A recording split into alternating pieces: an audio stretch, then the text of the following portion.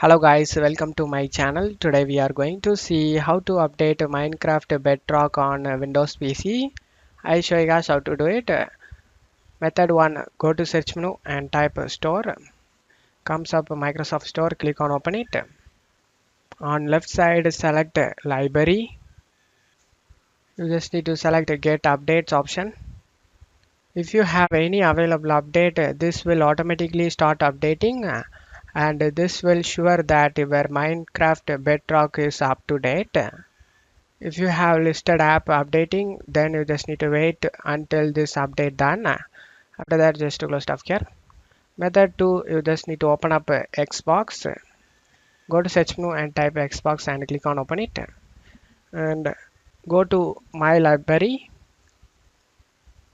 In here, you just need to scroll down and find the Minecraft Bedrock edition. Click on it and select the three dot icon next to it and select manage. Select files. Select check for updates and this will help you to update the Minecraft Bedrock edition.